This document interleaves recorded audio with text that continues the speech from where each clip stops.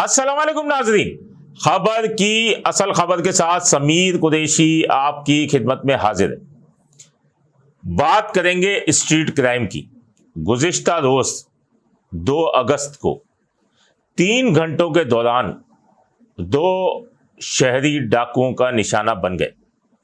North Karachi की बात की जाए तो नॉर्थ कराची में मुसल्लह मुलजिमान एक राहगीर को लूट रहे थे कि इसी दौरान उसने मज़ाहमत की।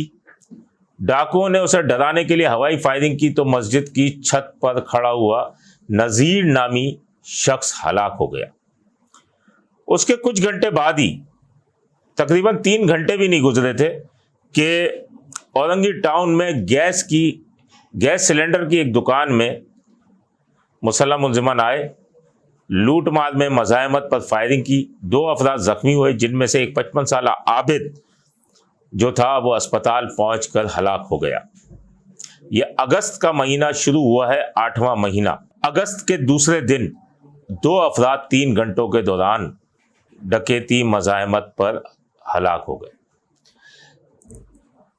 7 महीनों की बात की जाए, 8वां महीना शुरू हुआ है तो 7 माह के दौरान तकरीबन 84 शहरी डाकुओं का निशाना बने। बहुत बड़ा फिगर होता है।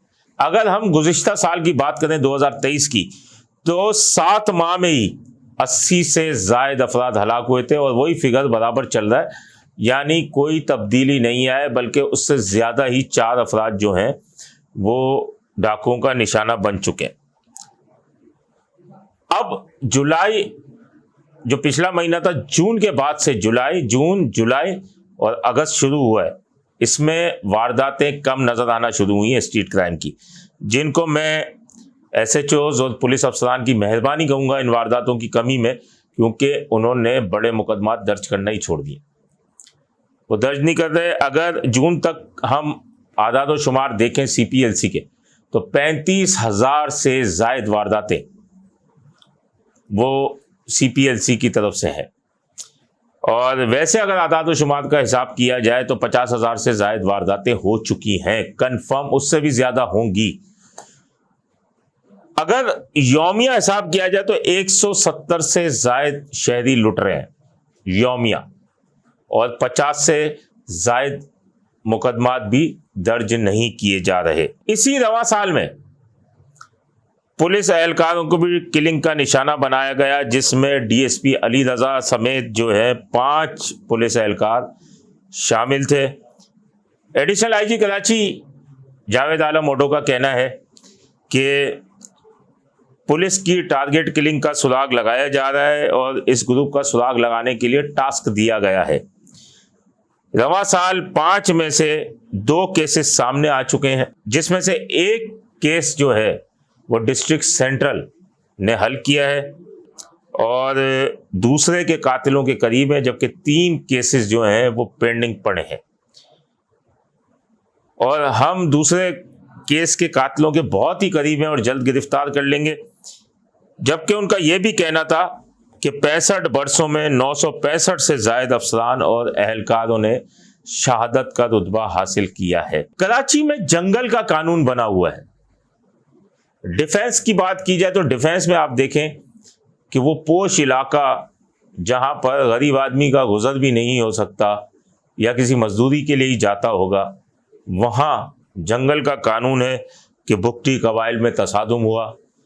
फहद भुट्टी समेत 5 अफराद हलाक हुए, दोनों कबाइल के। पुलिस का कहना था कबाइली जंग है, FIR भी दर्ज हुई, 17 अफराद को उठाया, 4-5 को रखा हुआ है, बाकियों को सबको छोड़ दिया। लेकिन उस केस में अब तक कोई पेशरफ्त ना हो सकी है, न ही पता चला झगड़ा क्यों था, न क्या था। इसी तरह जावेद ओडो जो हैं, उन्होंने अभी हाल ही में चार्ज लिया है। इतना बड़ा चैलेंज उनके सामने है, वारदातें रुक नहीं रही, मुकदमा दर्ज नहीं हो रहे कि किसी तरीके से इन क्राइम की शरह को कम दिखाया जाए। अगर इसी तरीके से करना है, क्राइम की शरह को कम करना है, तो FIR ही दर्ज न करें तो महीने फिर साल के अंदर जो है वो 0 क्राइम पे ले आए।